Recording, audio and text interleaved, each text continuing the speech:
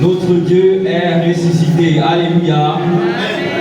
Jésus-Christ est notre agneau pascal. Alléluia. Oh, Alléluia. Alléluia. Gloire à Jésus. Alléluia. Oh, Alléluia. Alléluia. Gloire à Dieu.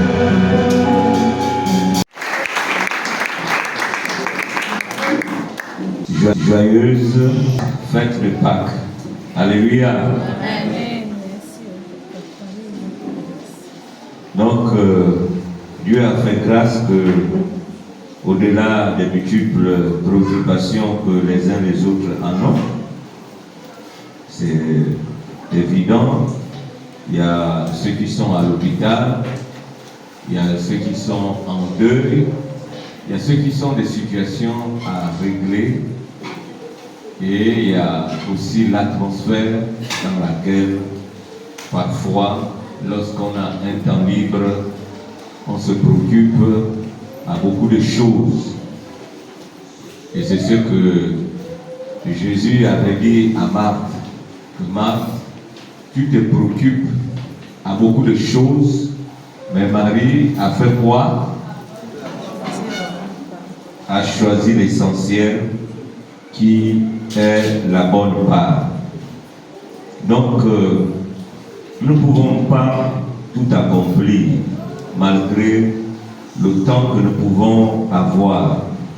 Mais par la grâce de Dieu, le temps que nous donnions à Dieu, le reste, il nous donnera les forces et les capacités de les accomplir, même si en cet instant, nous avions manqué à accomplir des tâches.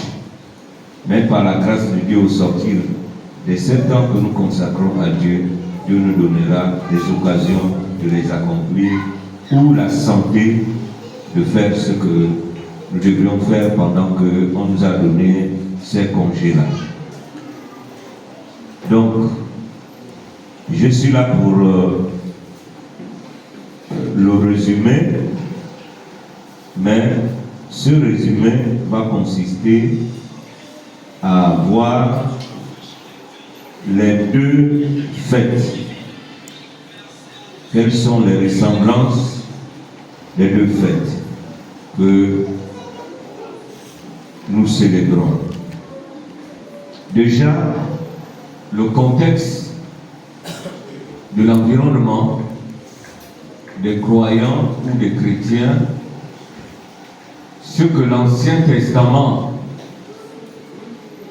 présente en rapport avec la nouvelle dispensation, avec la nouvelle alliance ou le royaume de Christ, c'est l'ombre des choses. L'ombre des choses, donc la typologie, dans le sens que tout ce qui a commencé était pour préparer ce qui devrait venir, la réalité. Et c'est ce que nous sommes en train de vivre. Et nous vivons la transition. Ce n'est pas des choses, là nous ne sommes pas encore dans le véritable.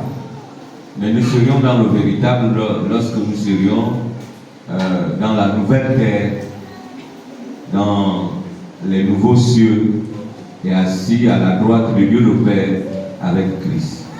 Mais la période dans laquelle nous sommes en train de traverser, c'est une période transitoire, où le temps a marqué une pause, et cette pause-là, cette fenêtre-là, ça s'appelle la grâce, donc le temps de la grâce, où les pécheurs que nous sommes, où les païens que nous sommes, nous devrons avoir accès.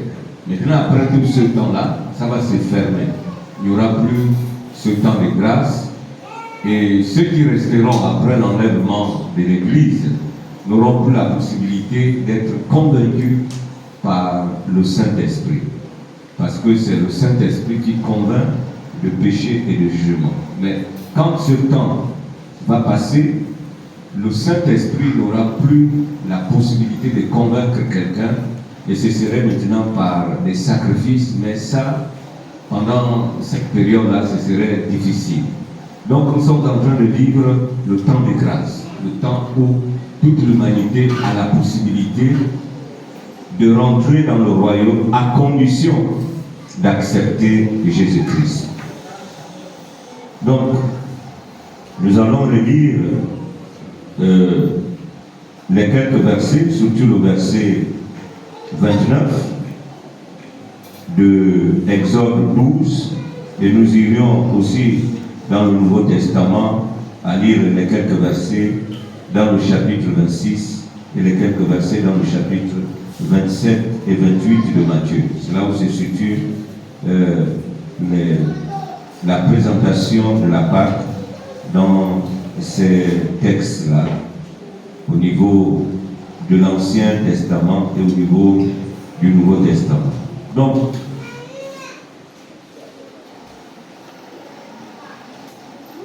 d'abord le verset 2, le verset 1 à 2, l'Éternel dit à Moïse et Aaron dans le pays d'Égypte, ce mois-ci sera pour vous le premier mois des mois. Il sera pour vous le premier des mois de l'année. Parlez à toute l'assemblée d'Israël et dites le 10e jour de ce mois, on prendra un agneau pour chaque famille, un agneau pour chaque maison. Donc, après, c'était pour les préparer à la célébration de leur sortie, donc de la Pâque.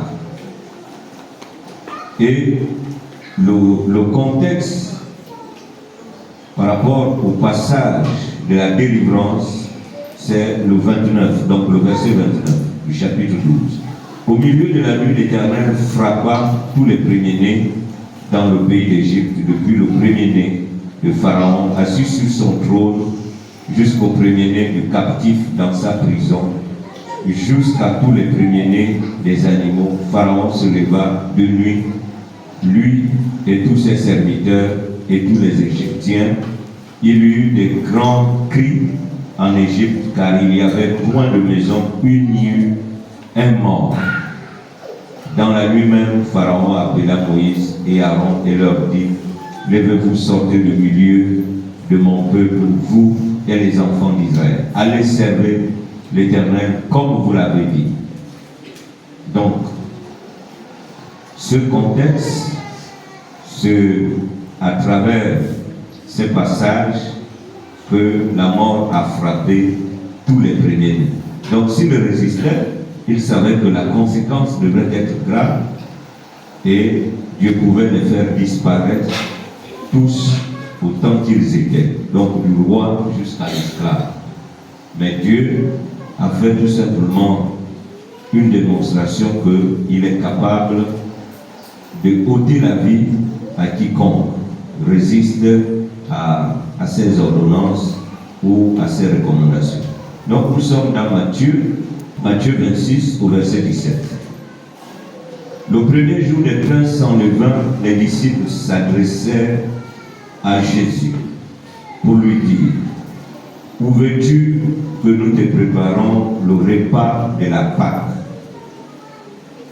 Il répondit, allez à la ville chez un tel et vous lui direz, le maître dit, mon temps est proche.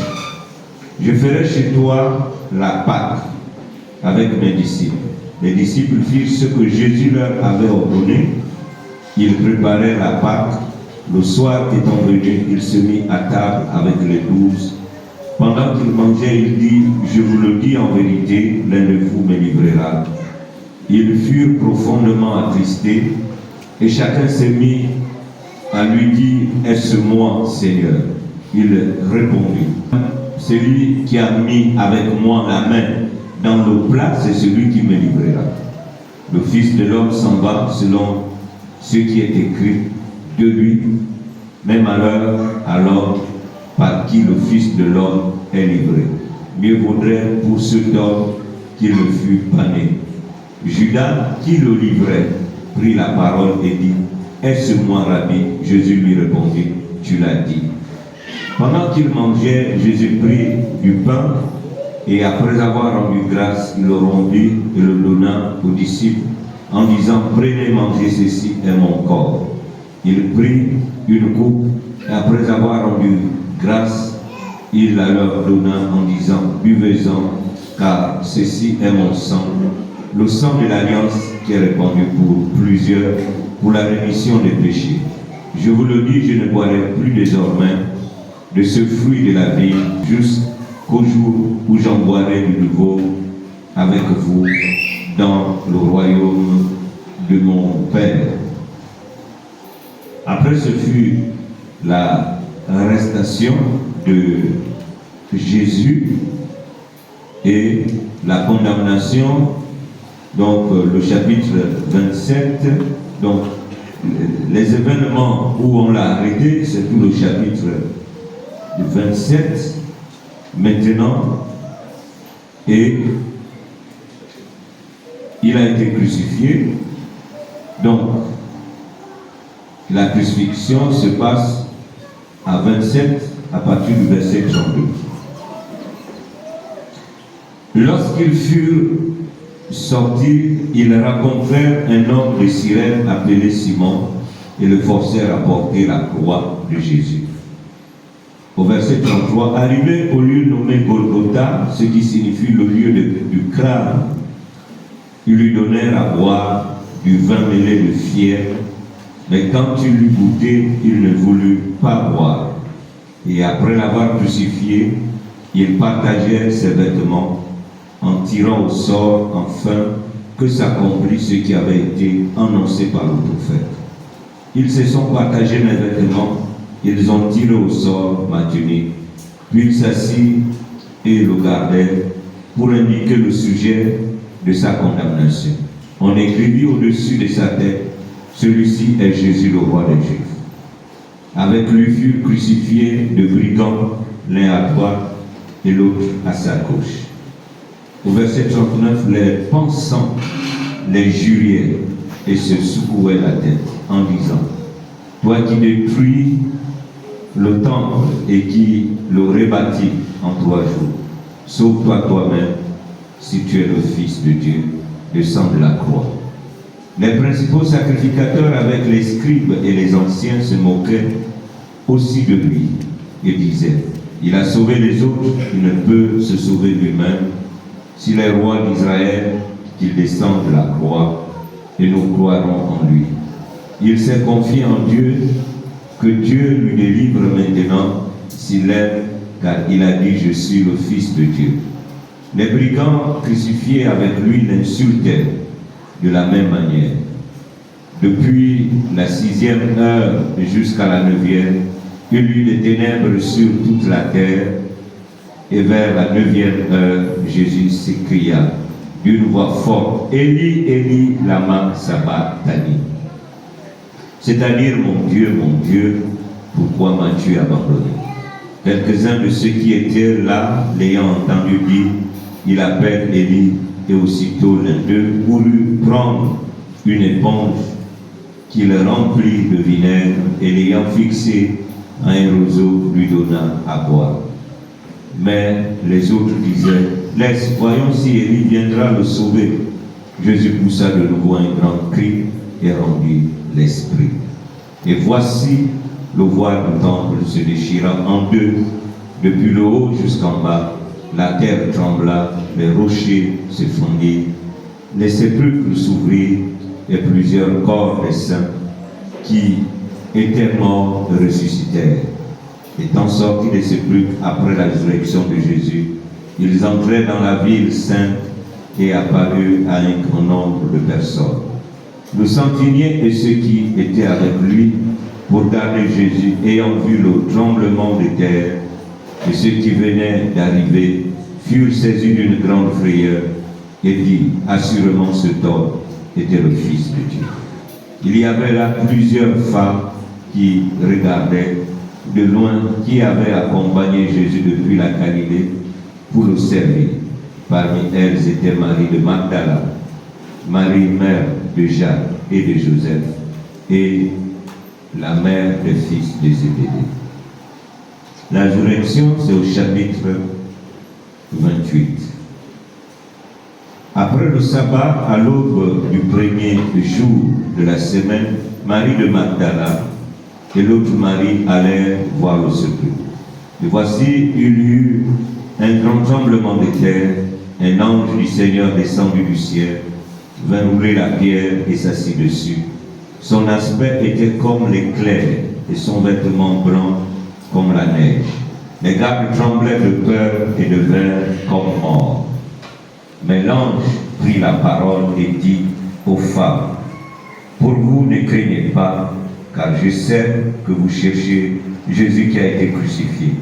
Il n'est point ici, il est ressuscité comme il avait dit. Venez voyez le lieu où il était couché. Et allez promptement dire à ses disciples qu'il est ressuscité des morts. Et voici, il vous précède en Galilée. C'est là que vous le verrez, voici, je vous l'ai dit. Elles s'éloignèrent promptement du sepulcre avec crainte et une grande joie. Elle a couru porter la nouvelle aux disciples. Et voici, Jésus vint à leur rencontre et dit, je vous salue. Elles s'approchèrent pour saisir les pieds. Elles se prosternèrent devant lui. Alors Jésus leur dit, ne craignez pas. Allez dire à mes disciples, allez-y dire, ne craignez pas. Allez dire à mes frères de se rendre en Galilée, c'est là qu'ils les verront. Alléluia. Donc, de ces textes, nous voyons plusieurs similitudes entre la Pâque juive, qui veut dire en hébreu Pessa, et la Pâque chrétienne, dont nous avions vu à l'intérieur la célébration qui a été célébrée. Bien sûr, le repas qu'ils ont pris, il y avait l'agneau, il y avait les herbes amères, mais le second repas qui a été ajouté, c'est le pain et le fruit de la vie, donc le pain sans levain. Et de ce repas, qui devrait maintenant commémorer la mort et la résurrection de Jésus-Christ, comme les orateurs qui m'ont précédé ont décrit. Donc, les deux célébrations ont leur origine et marquent des moments très importants. Donc, ça marque les principes de commémoration. Lorsque vous avez quelque chose d'important, qui est très important, vous ne pouvez pas passer inaperçu. C'est le pourquoi, par exemple, pour les chrétiens qui sont remplis de respect et tout, doivent être aussi des bons citoyens. Les bons citoyens, quand il s'agit de leur fête de l'indépendance, si nous l'avons mérité, nous devrons observer. Parce que si les autres célèbrent leur fête, parce qu'ils sont indépendants, et ils sont des citoyens de ce pays, et il y a des choses qui accompagnent le fait d'être citoyen. C'est ici, là où nous ne voyons pas la différence entre les droits d'un vrai citoyen et les autres qui viennent d'ailleurs. Donc vous verrez ailleurs qu'il y a des privilèges que chaque citoyen a. Par exemple, en Afrique de l'Ouest, pour ceux qui ont fait l'Afrique de l'Ouest, ils savent que pour faire le commerce, on ne le fait pas n'importe comment. Je suis allé là-bas, on m'a dit, si un étranger veut faire le commerce, il n'a qu'à aller dans des zones économiques. Donc,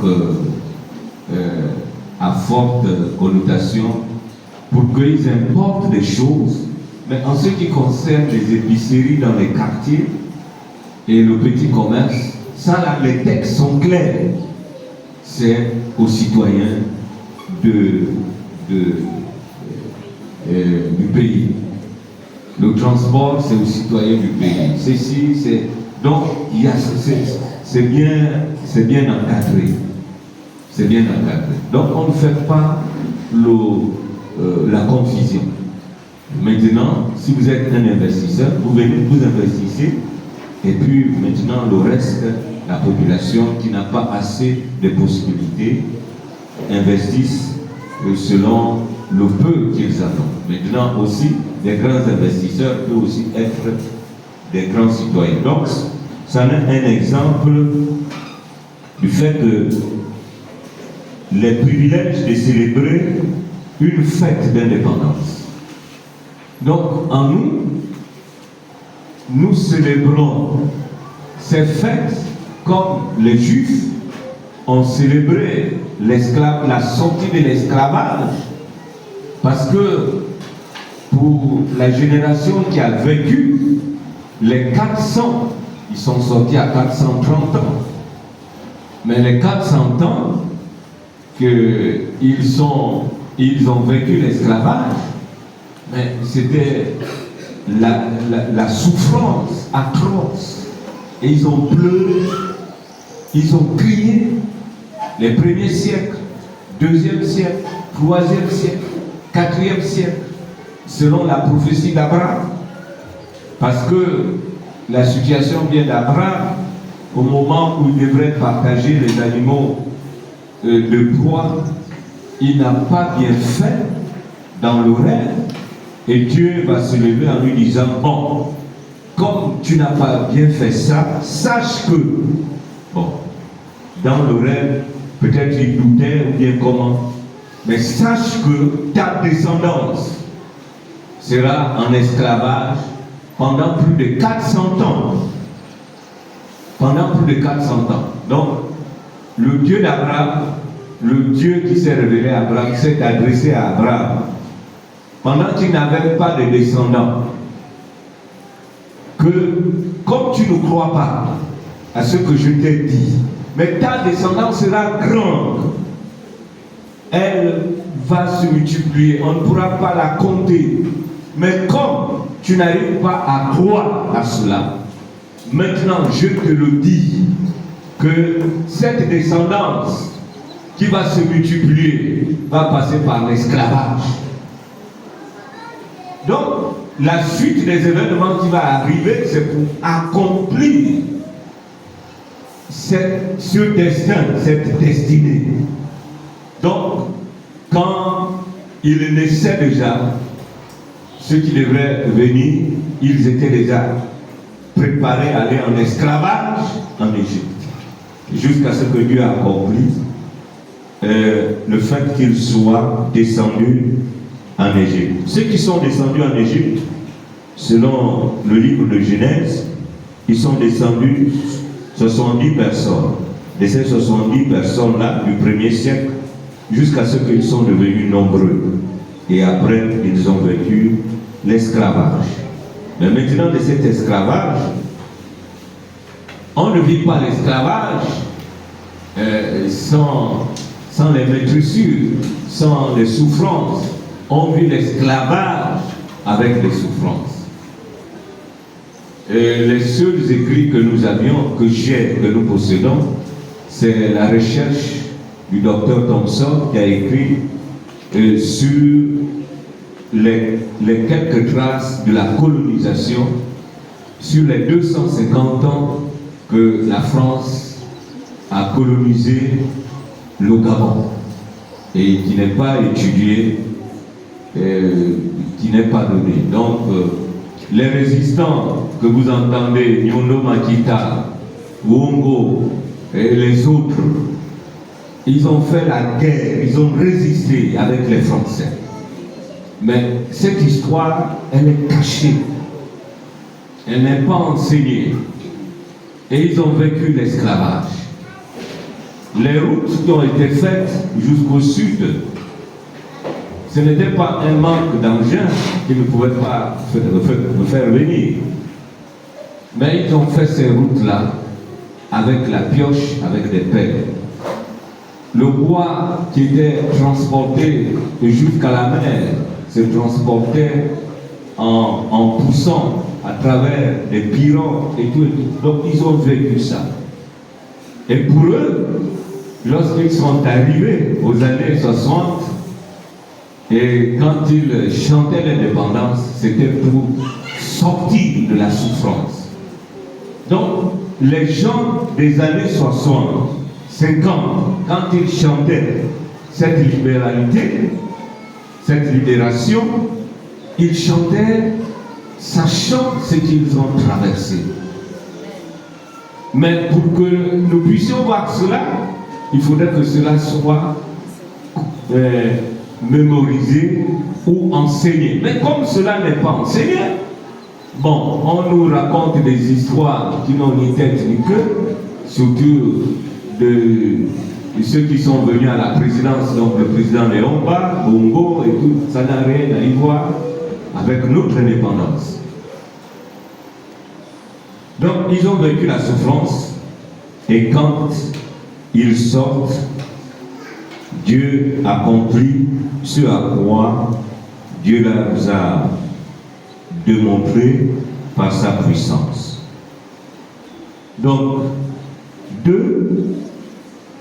les deux fêtes de libération, donc la première Pâque et la deuxième Pâque, ou les Pâques de Jésus, ces deux fêtes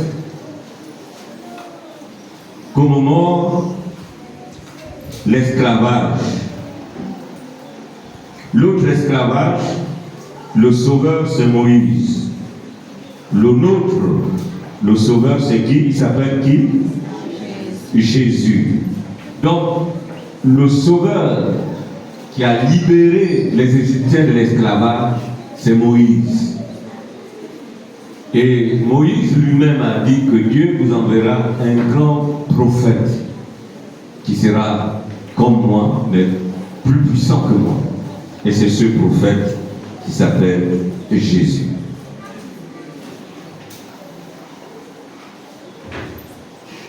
Donc, la Pâque chrétienne célèbre la mort, la résurrection de Jésus. Et ce qui s'ajoute, c'est la Sainte Seine. Donc la mort, la résurrection et la Sainte Seine. Donc ces trois éléments qui s'ajoutent à la Pâque chrétienne. Donc lorsqu'on est chrétien, je suis chrétien, nous sommes des chrétiens. Si on ignore ces principes, c'est-à-dire qu'on n'est pas chrétien. On n'est pas chrétien le fait d'être pasteur. C'est pas ça. Si quelqu'un dit, parce qu'il est devenu chrétien, parce qu'il est pasteur, il n'est pas chrétien. C'est pas ça la définition. S'il dit qu'il est chrétien, parce qu'il est diacre, il est ancien, c'est pas ça. Ou bien il vient à l'église, c'est pas ça. Il n'est pas chrétien. Il est chrétien parce que, après avoir reçu le message de Jésus, il s'est repenti. Il a été touché et il a été convaincu du péché par le Saint-Esprit. Et lorsqu'il s'est repenti, il a pris l'engagement de devenir chrétien en disant: je meurs pour le péché et je ressuscite avec Christ pour la vie éternelle. Donc, pourquoi? Parce que Christ est mort pour me délivrer du péché. Pas des péchés, me délivrer du péché. C'est pourquoi, quand l'ancien disait que je ne suis plus la même personne, non, il n'est pas la même personne par rapport au péché, le péché, pas par rapport à des péchés. Parce que 1 Jean 9 dit, si nous disons que nous n'avons point de péché, nous faisons Dieu menteur, et la vérité n'est point à nous. Mais si nous confessons nos péchés, nos actions de désobéissance, il est fidèle et juste pour nous les pardonner. Donc nous sommes sauvés de l'iniquité du péché, de la racine du péché. Mais étant sauvés du péché, de la malédiction du péché, nous commettons des péchés. Et sur ce, nous devrons à chaque fois venir au pied de la croix, demander pardon par rapport aux actions de désobéissance que chaque jour nous commettons. Nous commettons un acte physiquement et nous commettons dans nos pensées invisiblement. Pendant que nous sommes là, les pensées voyagent. Pendant que nous sommes là, nous sommes irrités. Pendant que nous sommes là, la colère est en interne. Donc, il y a beaucoup de choses qui se passent. Mais de tous ces péchés-là, nous devrons demander pardon chaque fois. Mais nous ne sommes plus condamnés. Parce que même si nous mourons en commettant ces actions de péché, en commettant ces actions de péché, nous n'avons pas renoncé à notre salut. Donc, cela veut dire que nous avions la vie éternelle. Mais le fait d'avoir la vie éternelle ne signifie pas que nous aurions toutes les récompenses. Nos récompenses seront partagées de la manière dont nous avions demeuré dans la sanctification ou la manière où nous avions eu le zèle, la détermination. Chacun recevra ses récompenses. Par exemple, quelqu'un qui a payé le prix fort en se consacrant de toute sa virginité. Par exemple, on voit dans la Bible en Actes les filles du diacre Philippe qui se sont consacrées, ils sont morts et ils n'ont pas connu des hommes. Bon, ils se sont consacrés à Dieu, comme certains missionnaires qui n'ont jamais connu des hommes. J'ai discuté avec un de mes professeurs. Il y a ce sujet, il dit, bon, toi, il dit, jamais, jusqu'à ce que je mourrai, je ne vais jamais connaître les hommes. Et c'est mon engagement, c'est un feu. Et ce n'était pas des choses taboues. Elle s'est sacrifiée. Donc, ça là, il dit, ça là, chacun a fait son choix avec le Seigneur. Donc, pour elle, ce n'était plus un sujet qu'elle pouvait pleurer, de dire, ah, pourquoi je ne me marie plus, je ne fais plus ceci. Elle s'est engagée, elle a dit, je fais ça, et jusqu'à la fin de ma vie. Pas parce qu'elle n'a pas eu, non, mais parce que c'était déjà son vœu de servir Dieu comme cela. Hein? Vous comprenez, non? Donc, de tels sacrifices, par exemple, supposons, nous allons aller au ciel avec une telle personne. Est-ce que les bénédictions qui sont liées à un tel sacrifice, je peux les avoir? Moi, je me suis marié, j'ai les difficultés de mariage, on se fâche, on se bagarre, on fait tout. Et après, on se demande pardon. Et c'est ça le mariage. Donc, dans ça là, Christ est mort, il m'a délivré de la malédiction du péché, mais quand je vais mourir, Christ ne va plus se rappeler des actions de désobéissance que j'ai commises, mais sauf que le partage avec les privilèges que j'aurai, je ne les aurai pas comme les uns et les autres. C'est ça là la différence. Mais ces principes-là doivent être des acquis, une compréhension nette. Maintenant, pour avoir ces enseignements-là, il faut un temps, parce que chaque chose a son temps. Quand on arrive à la Pentecôte, nous allons enseigner sur le Saint-Esprit. Quand on arrive à la Noël, on va enseigner sur la naissance de Jésus-Christ, l'importance de la naissance de Jésus-Christ. Et le chrétien qui joue aux ambiances, comme on nous appelle les ambiances chrétiennes, qui joue à ça, Mais il pêche devant Dieu.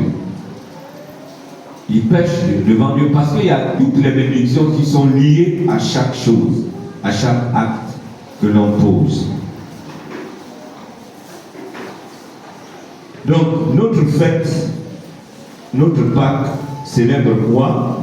Notre libération par rapport à quoi? Par rapport au péché, par rapport à l'esclavage du péché. Je rends grâce à Dieu. Dis, je rends grâce à Dieu pour le privilège que j'ai de recevoir le salut en Christ Jésus. Et cela s'est accompli à la croix. Et nous pouvons lire ça si mes souvenirs sont bien dans Colossiens, verset 14. Oui, Colossiens 2, verset 14. Celui qui a la page peut lire.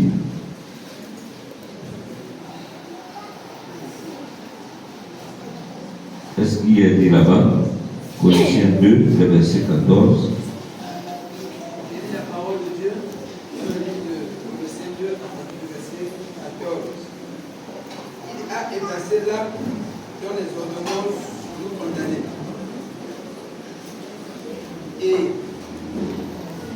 Et qui subsistait contre nous, et il l'a détruit en le clouant à la croix. Maintenant, continue jusqu'au 15. Il a dépouillé. Il a dépouillé les dominations et les autorités. Il les a livrées publiquement. En triomphant d'elle par la croix. Donc, c'est ce qui s'est passé spirituellement. Quand nous voyons la croix là, le message spirituel se trouve dans ces versets bibliques-là. C'est la révélation. Dis la révélation. Donc, pendant que les autres qui ne sont pas convertis voient une croix avec les deux voient l'autre horizontal, l'autre vertical, voilà le message spirituel. Il a dépouillé à la croix. Donc, à la croix, il y a une puissance d'accomplissement. Il y a la puissance d'accomplissement. Toute la malédiction est tombée là à la croix.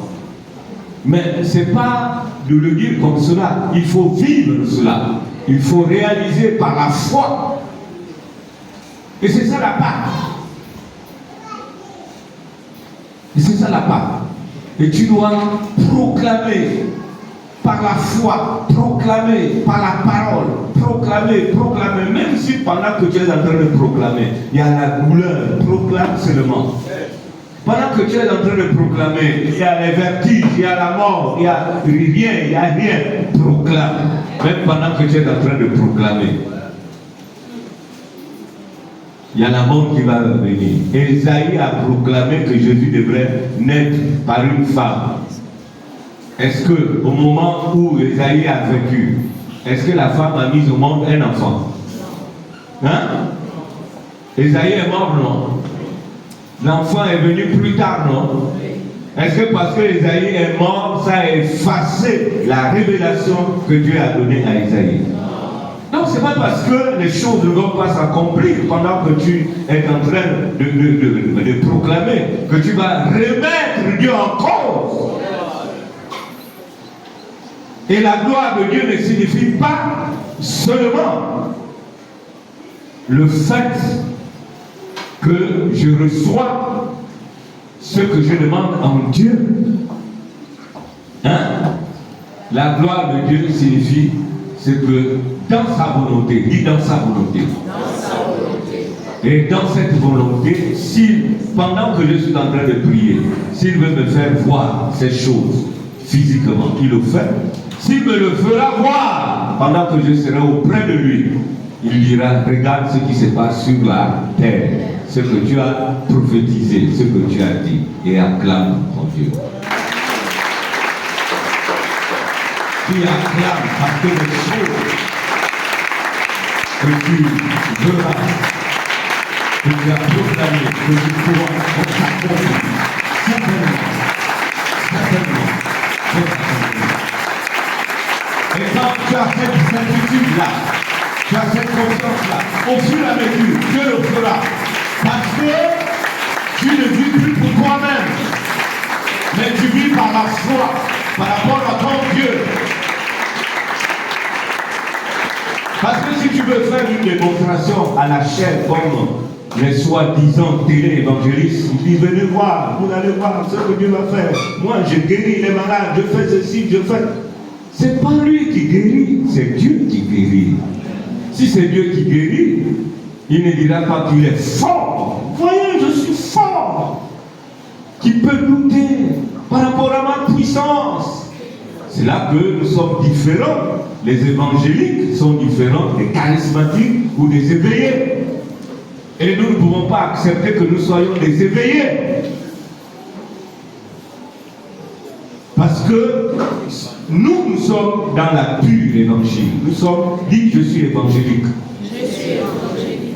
Et les racines d'un évangélique commencent parce que nous commençons à inculquer la parole dans le bas âge. Pendant qu'ils grandissent là, ils grandissent déjà avec l'évangile, jusqu'à ce qu'ils deviennent grands. Même s'ils deviennent, même s'ils s'écartent, mais la Bible dit quoi? Ils ne s'en détourneront pas. Même s'ils font des caprices de la puberté, hein, ils font la folie de l'âge, de la puberté, ils ne s'en détourneront pas. Parce que ce qui a été sémé, ça va toujours germer. Ça va toujours germer. Quand j'ai eu les deux garçons là, ils ont eu le bac. Et après, quand ils y sont revenus, c'était des cheveux bizarres. Et les autres me racontaient, mais on voit les cheveux là, c'est comment? Et ils disaient, je m'entretenais avec eux, la bagarre, là, mais vous êtes, c'est comment avec les cheveux? Laisse-nous avec. Mais après, Dieu a exaucé les prières. Je vois les photos de celui qui est en Italie. Après 1 an et demi, il a coupé les cheveux. Après, maintenant, je continue à voir. Bon, il n'y a plus de cheveux, il se coiffe bien maintenant. Après, mon grand frère aussi a enlevé les cheveux. Et je dis, mais les cheveux, là, c'est déjà l'histoire, c'est déjà le passé. Et je me rappelle aussi moi-même aussi, quand je disais ça, moi aussi j'avais eu des cheveux comme cela.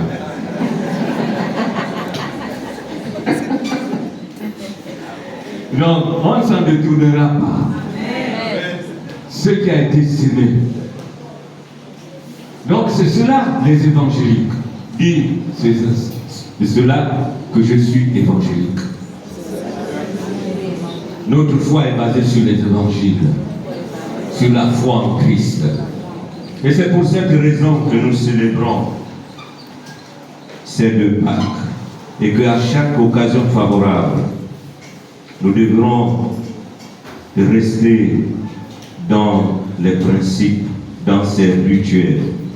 Les deux fêtes impliquent des repas et ne pas prendre ces repas, les pains sans levain et le sang que nous buvons par rapport à la Sainte Seine, c'est un rituel.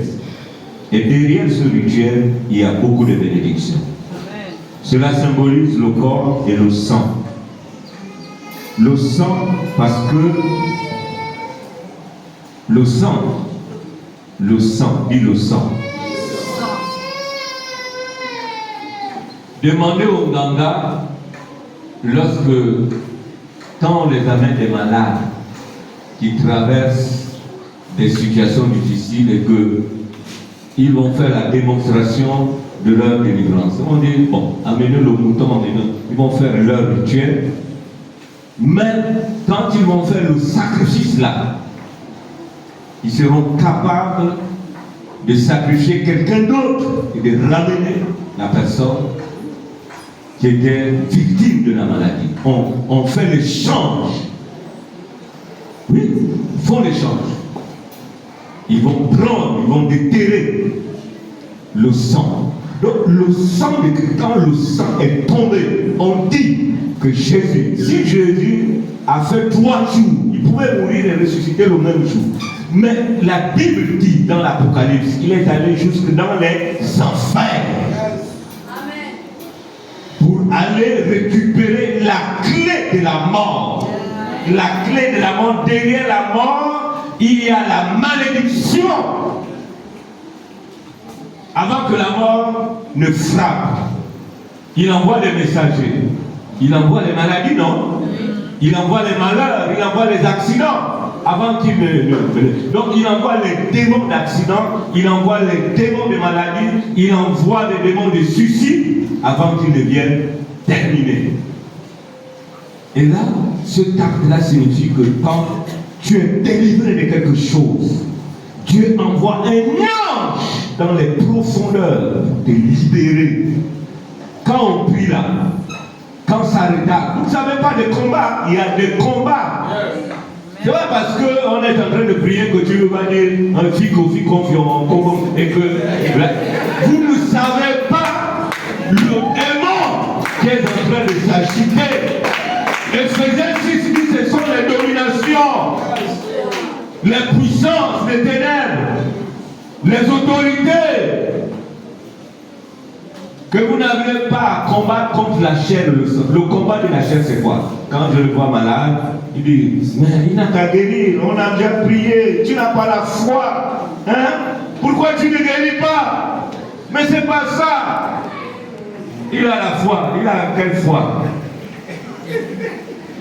On a déjà prié, maintenant le reste, il y a un processus à faire. Et le processus là ne dépend pas de toi, ni de celui pour lequel on est en train de prier. Cela dépend de la volonté de Dieu. Donc c'est un processus. Et c'est le pourquoi dire chaque chose a son temps. Et ce temps permet à ce que Dieu puisse donner des révélations. Donc, enfin, les 2 fêtes, nous accordons à ce que la transmission de ces enseignements, à travers des rituels de génération en génération, dans la tradition juive ou dans la tradition chrétienne, puisse permettre à ce que les enfants qui entendent ça, lorsqu'on arrive à la maison, vous pouvez leur donner l'occasion qu'ils posent des questions. Ce que c'est la Pâque. Et c'est ça, quand vos enfants vous poseront la question, enseignez-leur, dites-leur que cette Pâque-là, Dieu a eu à faire ça parce que nous étions esclaves. Et rappelez les miracles, les 10 plaies que Dieu a manifestés. Maintenant, vous aussi, lorsqu'ils entendent le mot Pâque, la fête de ceci, ça leur permet de poser des questions ou ça nous donne l'occasion d'enseigner, de dire, ah, la Pâque, on te force de dire que tu as chanté le dimanche, pour l'Ancien Testament, ça signifie ça. Pour le Nouveau Testament, ça signifie ça. Et c'est notre devoir. Mais si nous les amenons comme ça, là, seulement, sans explication, sans leur donner la possibilité, par exemple, tous ils se sont levés là, ils ont chanté, mais en repartant à la maison, il faut maintenant poser la question, à savoir, ce que tu as chanté là, est-ce que tu comprenais ce que tu disais? Il dit oui, j'ai compris, bien je n'ai pas compris. Maintenant pour toi, comme ce que l'Éthiopien a fait avec qui? Avec Philippe, non? Il dit je ne comprends pas, mais s'il n'y a pas quelqu'un qui m'enseigne, comment je dois comprendre? Maintenant c'est cette occasion-là qu'on doit maintenant leur donner. Donc, en résumé, la Pâque juive et la Pâque chrétienne sont des Pâques qui nous donnent l'occasion de fêter notre libération. De fêter notre libération. Et les Juifs continuent à fêter cette Pâque-là parce que jusqu'à ce qu'ils comprennent que seul Jésus, mais Dieu leur accorde leur salut étant dans ce principe-là. Mais notre salut, c'est dans la Pâque chrétienne, donc dans la mort et la résurrection et le sang de Jésus. veuillez vous lever et nous allons prier.